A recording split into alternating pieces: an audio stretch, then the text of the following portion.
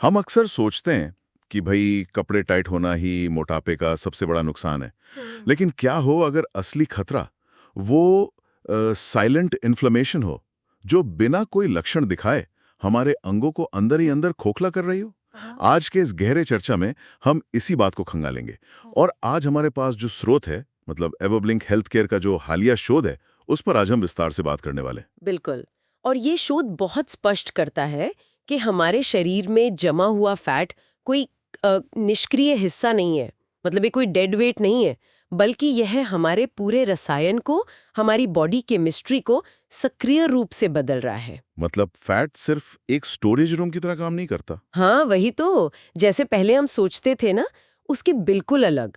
आधुनिक विज्ञान अब एडिपोज टिश्यू को, खासकर जो पेट के आसपास का विसरल फैट होता है ना, उसे एक बेहद सक्रिय एंडोक्राइन अंग मानता है। अच्छा। तो ये सिर्फ एक्स्ट्रा एनर्जी जमा नहीं करता, बल्कि TNF अल्फा, IL-6 और CRP जैसे जो इन्फ्लेमेटरी मार्कर्स होते हैं, उन्हें लगातार खून में छोड़ता रहता है। अरे बाप रे, यानी हमारा अपना फैट ही ये खतरनाक फैक्ट्री बन चुका है जो 24 घंटे शरीर में सूजन पैदा करने वाले सिग्नल भेज रहा है। एकदम सही पकड़ा आपने।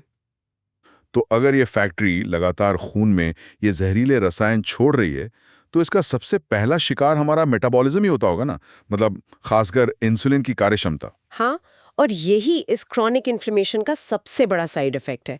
ये जो इन्फ्लेमेटरी मार्कर्स हैं, ये फिजिकली कोशिकाओं के इंसुलिन रिसेप्टर्स में बाधा डालते हैं। मतलब वो रिसेप्टर्स को ब्लॉक कर देते हैं। बिल्कुल। ऐसे समझिए जैसे किसी ताले में च्युइंगम फंसा दी गई हो। इंसुलिन रूपी चाबी तो आपके पास मौजूद है, पर ताला खुल ही नहीं रहा है।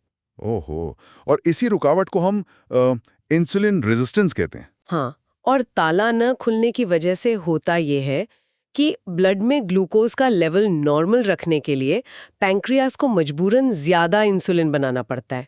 वो बेचारा ओवरवर्क करता है। जो कि बाद में टाइप 2 डायबिटीज की शुरुआत बन जाता है। सही कहा। वो अंततः थक जाता है और सिस्टम फेल होने लगता है। लेकिन मुझे यहाँ एक बात थोड़ी खटक रही है। मतलब चोट लगने पर जब सूजन आती है तो हमें दर्द होता है, लालिमा दिखती है। ये वाली जो अंदरूनी सूजन है, ये हमें महसूस क्यों नहीं होती? बहुत ही वाजिब सवाल है, क्योंकि वो जो चोट वाली सूजन होती है ना, वो तीव्र और सुरक्षात्मक होती है। वो शरीर को बाहरी खतरे से बचाती है। जिसे एक्यूट इन्फ्लेमेशन कहते हैं। बिल्कुल। लेकिन ये जो मेटाबॉलिक सूजन है, ये एक धीमी आंच की तरह है।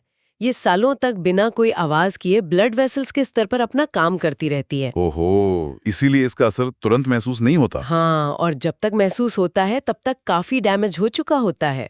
तो अगर ये खून की नलियों के जरिए फैल रही है, तो जाहिर है कि ये शरीर के हर अंग तक पहुंच रही होगी।